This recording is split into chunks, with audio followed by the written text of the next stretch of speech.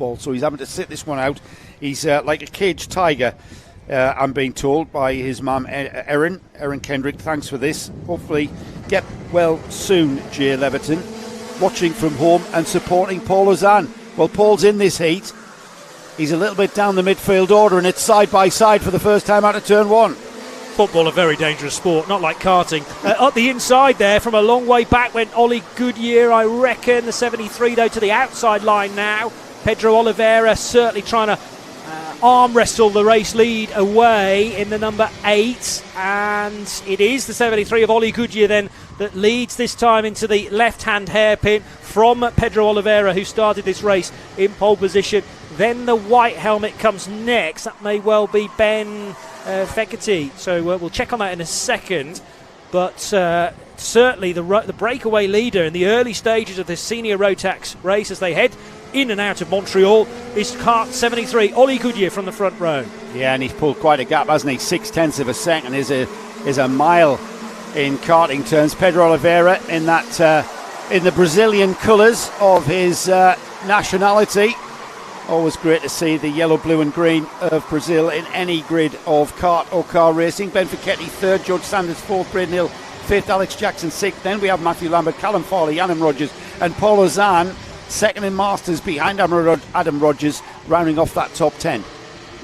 So threading their way through past the picket fence and into hangar they go, and the leader Ollie Goodyear just getting into his stride now. Pedro Oliveira with a brief look over his shoulder to see where everybody else is. They're at a safe distance at the moment approaching the Montreal chicane. Plenty of curb though there for Ben Fekete, and that might hamper his progress into the first corner. Actually no, it was the kart behind which was slowed a little, and that was the 56 of George Sanders, and Braden Hill has now got ahead of Sanders on the exit of Tarzan Corner. So all change outside of the top 3 positions.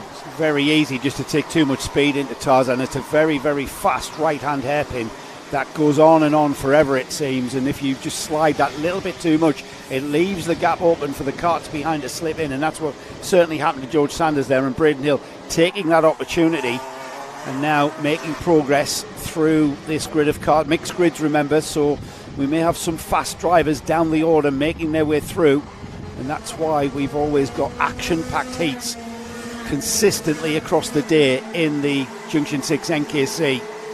Into turn 1 then for the 4th time.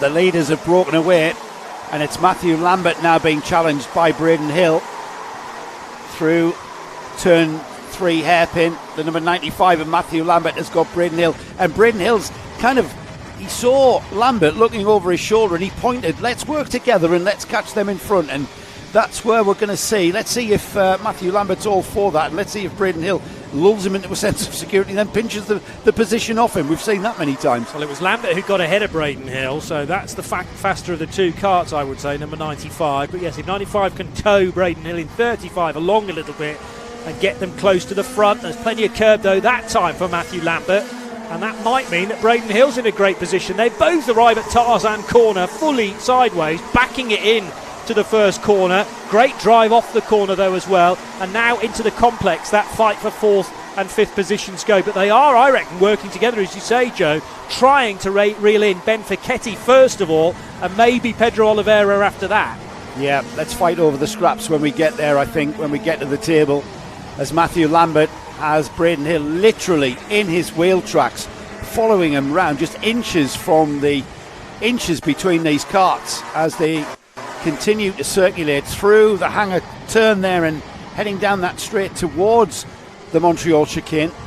Matthew Lambert backs that kart in using that rear axle to turn the kart. Here they go towards turn 1. Still no challenge from Braden Hill. Synchronised rear end braking there from both of these karters, and they are indeed catching Ben Fekete. The gap was half a second. It's come down from about 7/10. It's now at 5/10.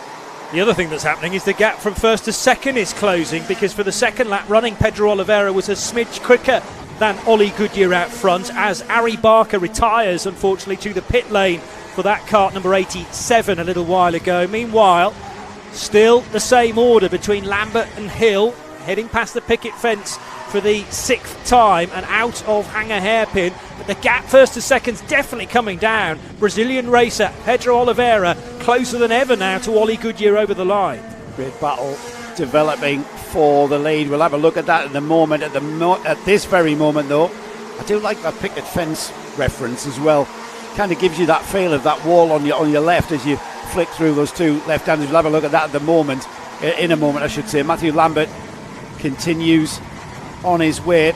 We look now towards the lead battle, though, because that's the one where we're going to focus, because that's come down to literally 0.3 of a second last time by. They're on the 7th lap now.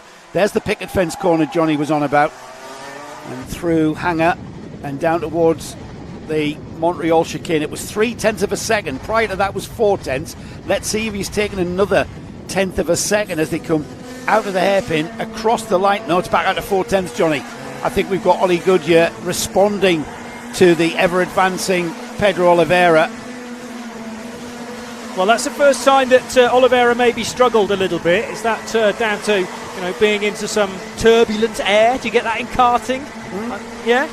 Sort of a thing sometimes. The karts are not really developing any aero grip, but the slipstream does work. That's why you have those ducting on those NASA fairings on the kart to take the air away, to stop the slipstream effect from the karts behind you. Oliveira is right with him though this time around, now. So Goodyear is going to be under pressure and a long look back then, but he's saying, hang on, think about this, Pedro, we're trying to pull away from everybody else at the same time, but Oliveira wants to lead back again. He started from pole position, he's there and ready to go for it up the inside. Pedro Oliveira says, I can be quicker than you, and he will spend a bit of time at least in the race lead, Joe. The Brazilian colours lead for the first time here this morning at the Mansell Raceway, a place that Nigel Mansell had great success in his Formula One career, Brazil.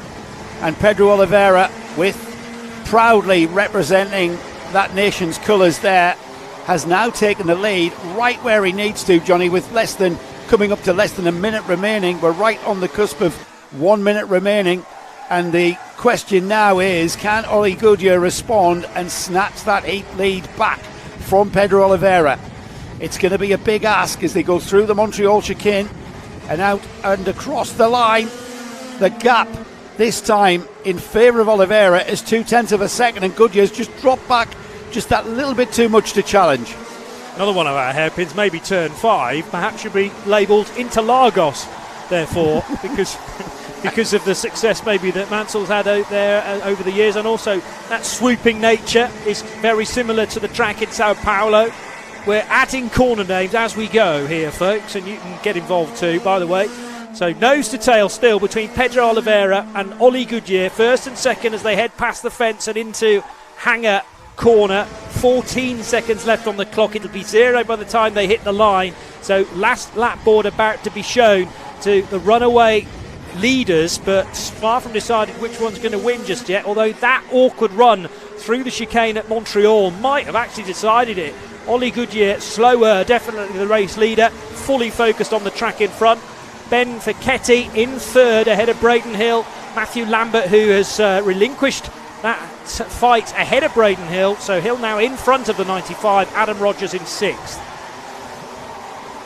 It'll be the 1 lap to go board next time by for Pedro, as I think he played a waiting game, didn't he, before he really challenged on Ollie Goodyear. He caught him, he sat there, he picked the points where he knew he was perhaps quicker and challenged, and these two have broken away now. 3.3 seconds the gap between Ollie Goodyear there in second and Ben Fichetti in third. Still Braden Hill in fourth, Matthew Lambert now fifth, Adam Rogers sixth, Kieran Gifford in seventh, Paul Ozan is up to eighth, George Sanders ninth, and Luke Evans there rounding off the top 10.